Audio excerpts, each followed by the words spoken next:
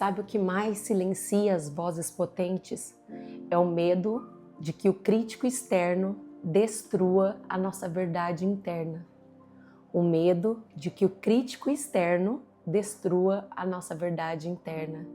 Eu quero falar hoje sobre esse tema que é tão importante, que é medo do julgamento.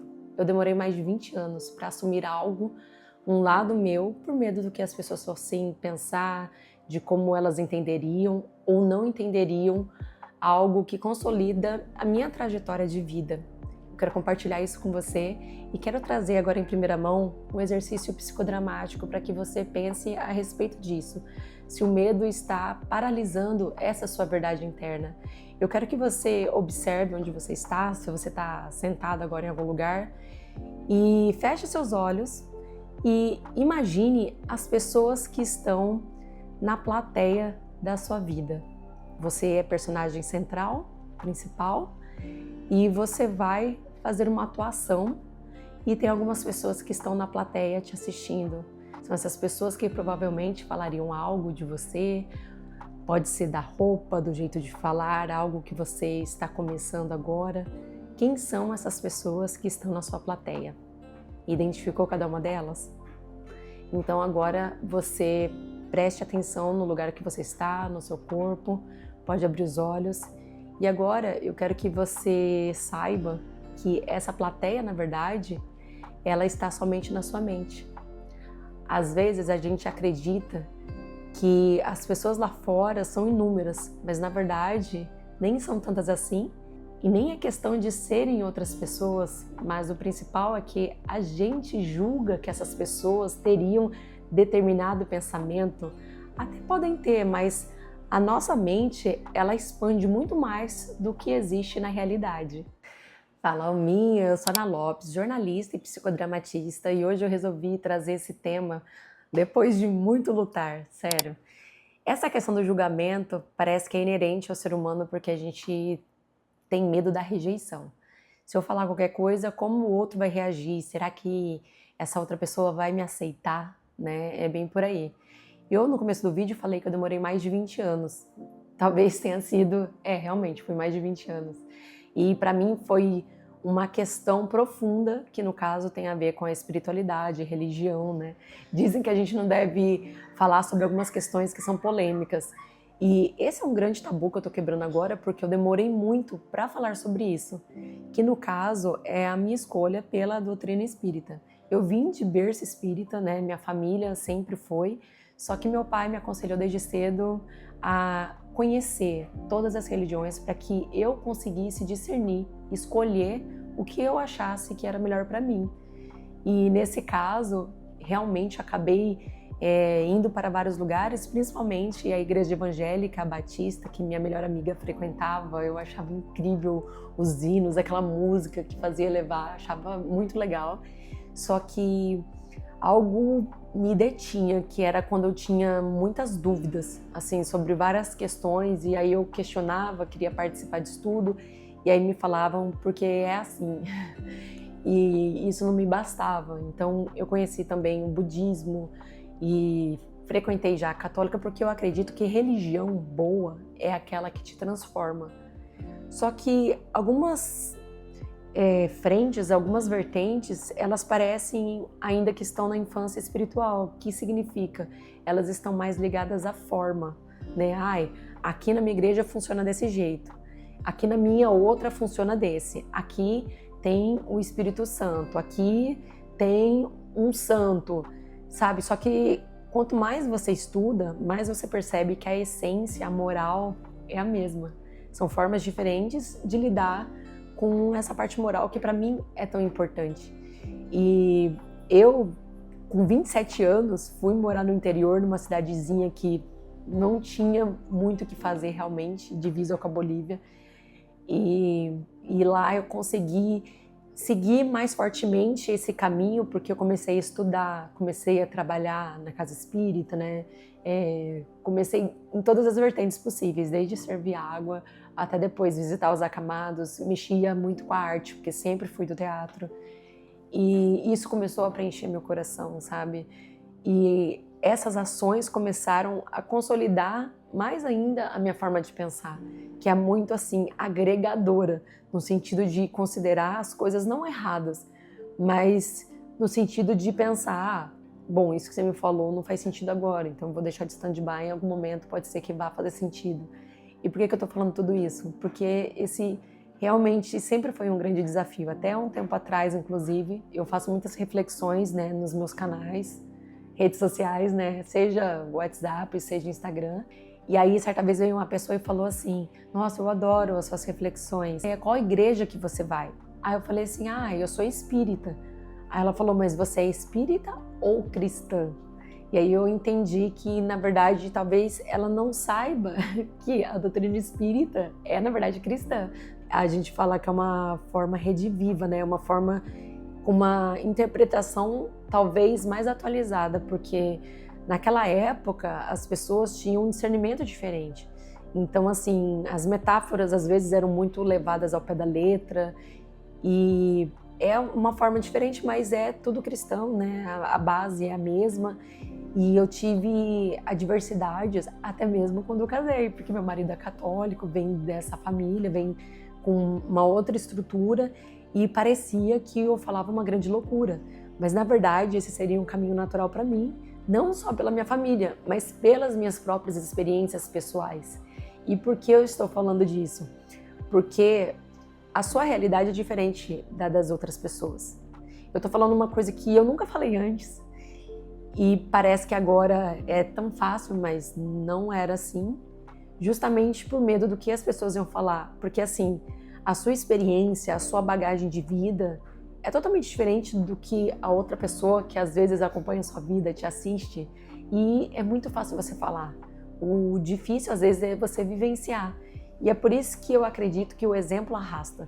Às vezes a gente se paralisa para fazer as coisas com medo de alguma consequência, quando na verdade esse caminho que você está fazendo é só seu, né? A gente nasce sozinho, morre sozinho, e o mais importante é a sua consciência, é o que você está fazendo do seu dia. Às vezes o seu amigo, ele pode ser o único evangelho que você vai ter contato na vida. Eu ouvi essa frase e eu achei muito interessante, porque hoje mais do que nunca as pessoas tem buscado mais essa espiritualidade, e eu acho muito interessante esse movimento, porque é muito desafiador o que a gente vive, e se a gente não tiver essa consciência mais ampliada, mais distante, para que a gente entenda os desafios como etapas de aprendizado, a gente pode ficar congelado, e desanimado, e não querendo fazer nada, e depressivo, e a gente consegue observar tantos casos, né, de suicídio e de perturbações mentais, e às vezes as pessoas falam assim, da boca para fora, é falta de Deus. Pode não ser isso, mas pode ser também, porque em que momento do dia às vezes a gente tira para essa conexão, para que a gente se eleve, consuma algo bom, porque hoje em dia os estudos mostram que o nosso cérebro, ele acompanha a frequência das coisas, a gente vibra, somos energia, a gente sente a energia do lugar das pessoas. Então, se somos energia, como que a gente pode não ser impactado pela frequência de onde a gente está? Só que aí vem a diferença da prática aliada ao estudo, que é, se eu sei que eu não estou no momento bom, o que eu vou fazer para eu me melhorar? Antigamente, quando eu não tinha essa consciência, né, essa vigilância, quando eu estava triste, eu colocava uma música mais triste ainda, que eu queria, parece, ficar no fundo do poço. E, inevitavelmente, o que eu atraía para minha vida? Mais disso que eu estava reclamando, né, clamando, né? Mas hoje eu entendo diferente, eu entendo que se eu estou nesse lugar, primeiro eu preciso me sentir melhor, sabe? E esse me sentir melhor é o corpo, é a mente. Então eu vou levar minha frequência, eu coloco uma música, eu tenho uma playlist só de músicas de alta frequência, para que eu consiga primeiro sair desse estado, porque a gente nunca pode decidir nos picos, né? Ou quando você está muito feliz ou muito triste. Primeiro eu saio desse lugar para depois entender o que eu estou aprendendo com aquilo que eu estou vivenciando. E eu falo tanto disso, mas a primeira pessoa que ouve sou eu. E às vezes a gente tem um trabalho que é tão especial, tão importante, e cada vez mais as mídias, as redes sociais são importantes para que as pessoas nos vejam. Eu sempre falo assim, às vezes você é um profissional assim, brilhante, você atua de uma forma muito melhor que de muitas outras pessoas, mas a outra pessoa se vende melhor, então ela acaba tendo mais sucesso nisso. Não que as redes sociais seja para todo mundo, né? Mas é uma questão a se pensar nos dias de hoje, ainda mais que a gente está vendo de forma tão expressiva a evolução da IA, né? Então a gente pode começar a treinar, perder esse medo do julgamento, que eu acredito que seja a primeira coisa. No ano de 2020, quando entrou a pandemia, eu fiz o meu primeiro podcast de autoconhecimento, também chama Na Alma, igual a esse canal, e eu foquei muito no propósito do que eu queria fazer, sabe? Como se eu fosse realmente a mensageira. Focar nisso me deu muito ânimo, muita motivação para que eu pudesse ajudar uma pessoa que fosse.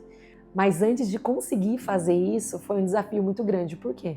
Porque quando eu abria a internet, o que eu via? Nossa, naquela época do ano de 2020, todo mundo em casa, parece que não tinha nada para fazer, parece que tinha se acentuado o número de dancinhas que existiam na internet. Eu abria, era uma vizinha dançando, outra pessoa, e eu falava, meu Deus, o que esse povo tá fazendo, sabe? Do que eles estão falando, demonstrando o quê?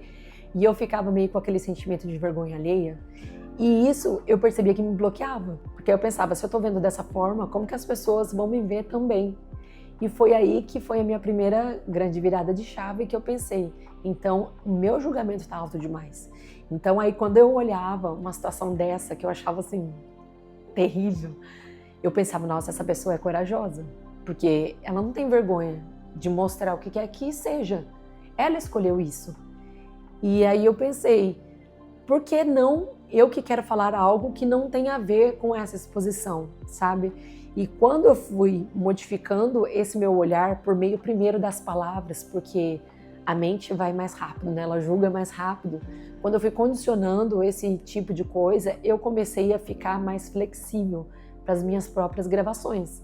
Então eu vejo que, assim, mais uma vez, tudo começa da gente, né? Seja rede social, seja algum posicionamento que você tem, tudo importa a partir do que você vai agregar na vida de outra pessoa. Eu recentemente vi uma história que eu achei muito interessante, que eu tenho lido muitos livros da filosofia estoica, que é um aprendizado sobre você trazer uma maior racionalização das coisas para que você não sofra tanto, porque o ser humano é muito emocional, né? Quando a gente vê, a gente já está falando, já está brigando, já está reagindo.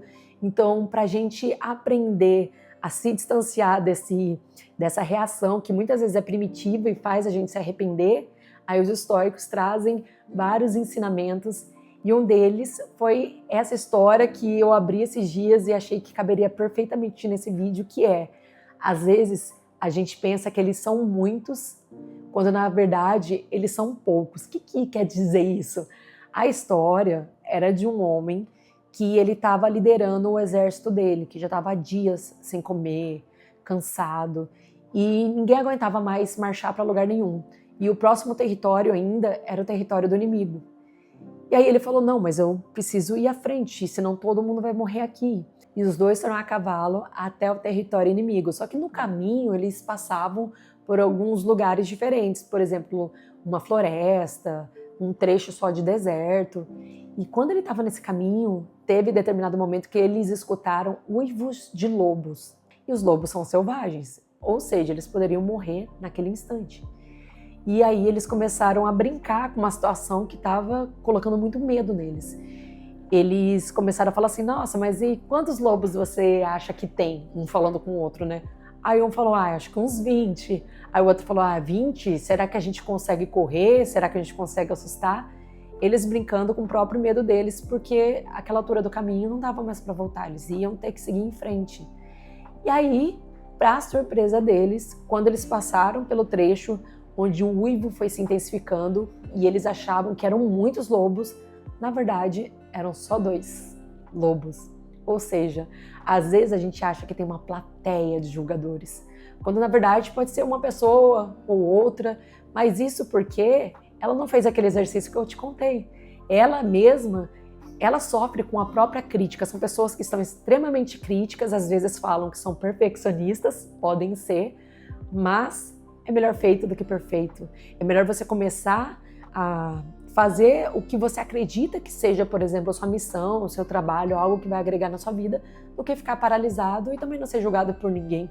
Isso é impossível. Todas as pessoas vão pensar algo sobre você. E a única pessoa capaz de te paralisar é você mesmo. É esse medo da cabeça que acredita que tem 20 lobos, quando na verdade só tem 2. E aí, os lobos ficaram com medo, saíram do caminho. Eles estavam chegando no território inimigo. E aí, mais uma preocupação. Meu Deus, agora a gente vai morrer, porque somos só 2. Lá bem, né? Somos 2. Eles são quantos? E mais uma surpresa aconteceu. Quando eles chegaram lá, não tinha exército nenhum. Ele ficou pensando, o que será que aconteceu? E aí vem mais uma grande lição. O outro exército sabia que eles iam se mover. Então, o que eles pensaram? Todo o exército vai se mover e vai atacar a gente. Então, o que a gente pode fazer enquanto a gente tem tempo? Vamos se mudar, vamos sair daqui. Aconteceu exatamente a mesma coisa que eles viveram com os lobos. O outro exército julgou que eles viriam em maioria, quando na verdade eles vieram em 2. Mas não é só sobre quantidade. Às vezes a gente superestima as outras pessoas. Por exemplo, eu sou uma pessoa que vai fazer uma entrevista de emprego. Eu acredito que a pessoa que vai me entrevistar já está em outro patamar.